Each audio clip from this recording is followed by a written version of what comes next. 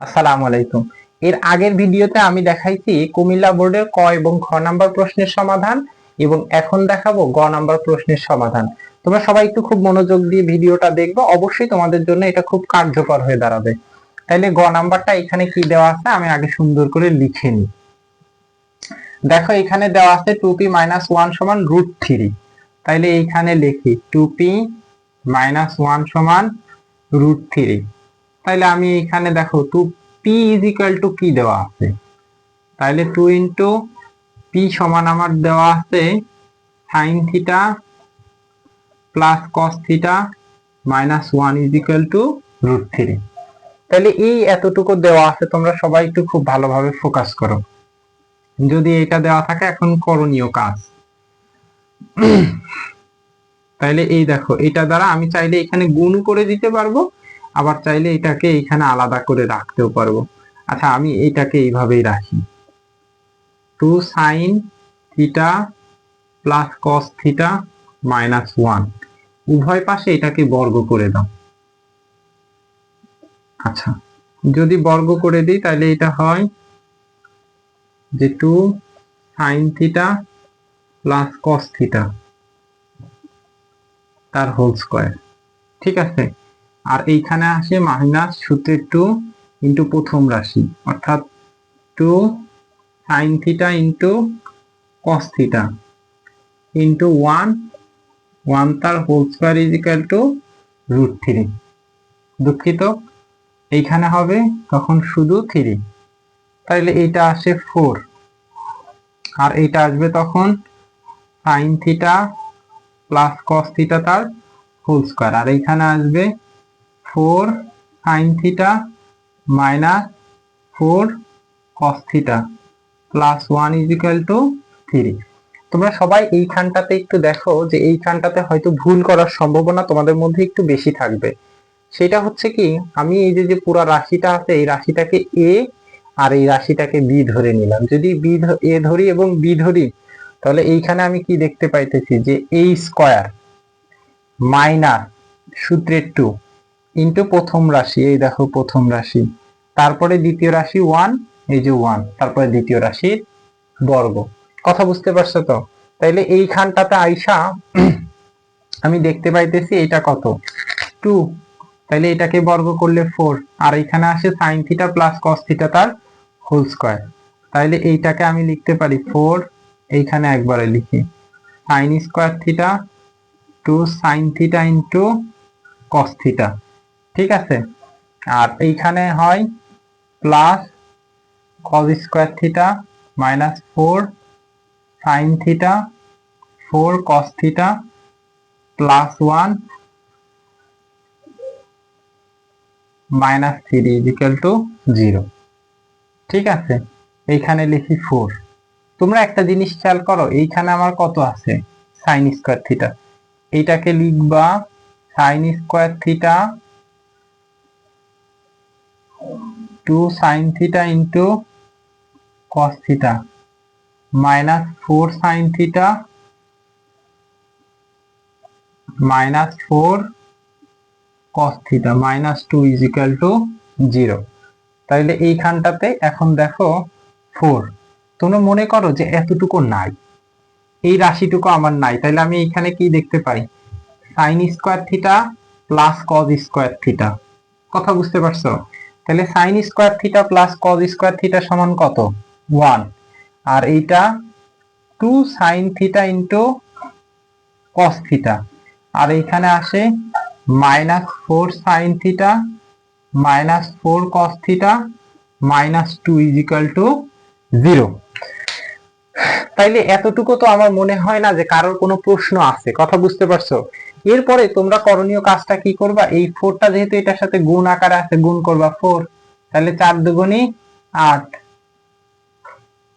তাইলে sin theta into cos theta minus 4 sin theta 4 cos theta minus 2 0। তাহলে এইটাকে আমি যদি এইখানে লিখি, তোমরা একটু খেয়াল করো যে এটা লেখা আছে 4 sin theta 8 sin theta into cos theta minus 4 sin theta minus 4 cos theta minus 2। তাইলে এইখানে দেখো, এইটারে আমি এইখানে সুন্দর করে একটু গুছায়া লিখি যে কত 8 sin theta into cos theta minus 4 sin theta 4 cos theta plus 2 is equal to 0। দেখো এইখানটাতে দেখা যায় কিনা যে আমি কত লিখছি 4 sin থিটা আছে, আমি এইখানটাতে মুছে দিই, তাহলে আমি এই দিক থেকে একটু কিছুটা জায়গা নিয়ে লিখতে পারবো, তোমাদের কারোর অসুবিধা হবে না আশা করি। আমি রিড মার্ক করে দেই, তাহলে তোমাদের জন্য সুবিধা হবে। তাইলে এতটুকু তো আমি সুস্পষ্ট দেখতে পাইতেছি যে কত দাঁড়াইছে, যে 8 sin theta into cos theta minus 4 sin theta minus 4 cos theta plus 2 is equal to 0। তাইলে এখন এইখান থেকে আমার তো এই দুইটা রাশি থেকে দেখো তো এটা পুরোটা একটা মিডল টার্ম হয়ে গেল। যদি মিডল টার্ম হয়ে যায় তাহলে আমি এখন এই দুইটা থেকে কি কমন নিতে পারি, 4 sin থিটা, তাইলে আমার থাকবে কি 2 cos থিটা মাইনাস, এই দেখো 4 sin থিটা আমি কমন নিয়ে ফেলছি এইখান থেকে, যদি 4 sin থিটা কমন নিয়ে ফেলি তাহলে আমার থাকবে কত 2 cos থিটা, আর এখানকার ফুল কমন নিয়ে ফেললে -1। এইখান থেকে আমি যদি কত কমন নিতে পারি -2 কমন নেই, তাইলে আমার থাকবে 2 cos theta -1 is equal to 0। তাইলে এইটাকে আমি কি লিখতে পারি 2 cos theta -1 4 sin theta -2 is equal to 0। তোমরা সবাই এতটুকু আমার মনে হয় স্পষ্ট বুঝতে পারছো। কারোর যদি কোথাও এতটুকু নিয়ে বিন্দু মাত্র অসুবিধা হয় অবশ্যই সে আমাকে জানাবা, ঠিক আছে? আমি এইখানটাতে এই বাকি যেটা আছে আমি এইখানে লিখবো, তার জন্য আগে এইটাকে একটু বুঝাই দেই। তোমার হচ্ছে এখানে কত দেয়া আছে 2p - 1 ইজ ইকুয়াল টু √3। এই জন্য তুমি করবা কি, যেহেতু p এর মান তোমার থিটা, এই যে sin theta plus cos theta is equal to p দেওয়া আছে, তাহলে তুমি এইখানে p এর মানটা বসাবা, বসায়া এটাকে প্রথম রাশি এটাকে দ্বিতীয় রাশি ধরে উভয় পাশে বর্গ করবা। উভয় পাশে বর্গ করলে তখন আমার এটা কি হবে, a মাইনাস বি তার হোল স্কয়ারের সূত্র, অর্থাৎ a square minus 2ab plus b square, এইভাবে করবা, ঠিক আছে? করলে তোমার এইখানে একটা মান বলবে। আমি এটুকু মুছে দিই। আচ্ছা, আমার এইখানে কি কি থাকলো 2 cos থিটা -1। এখন আমি লিখি যে হয় যে কত 2 cos theta -1 is equal to 0, অতএব 2 cos theta is equal to 1, cos theta is equal to half. cos theta আসলে cos কত ডিগ্রির মান হাফ, cos 60 ডিগ্রির মান হাফ, অতএব theta is equal to 60 degree. এখন লিখবো যে আবার আবার আমি কি লিখতে পারি 4 sin theta -2 is equal to 0, অতএব 4 sin theta is equal to 2, sin theta is equal to 2/4, sin theta is equal to half, অতএব sin থিটা, sin কত ডিগ্রির মান হাফ 30 ডিগ্রি, অতএব theta is equal to 30 degree, theta is equal to 30 degree or 60 degree. এটাই হচ্ছে answer. তোমরা একটা আমার কথা শুনো, এই কোশ্চেনে একটা লেখা ছিল, আমি জাস্ট ওই লেখাটা এখানে আঁকবে না বিধায় আমি লিখি নাই। সেই লেখাটা হচ্ছে কি 2p - 1 ইজ ইকুয়াল টু √3 হলে থিটার মান নির্ণয় করো এবং থিটা সূক্ষ্মকোণ। তাহলে আমরা সকলেই জানি সূক্ষ্মকোণ কাকে বলে, যে কোণের পরিমাপ 0 ডিগ্রি অপেক্ষায় বড় কিন্তু 90 ডিগ্রি অপেক্ষায় ছোট, তাকে সূক্ষ্মকোণ বলা হয়। কথা বুঝতে পারছো তো? এই জন্য আমার এইখানে দেখো দুইটা মান বের হয়েছে, একটা হচ্ছে 30 ডিগ্রি আর একটা 60 ডিগ্রি।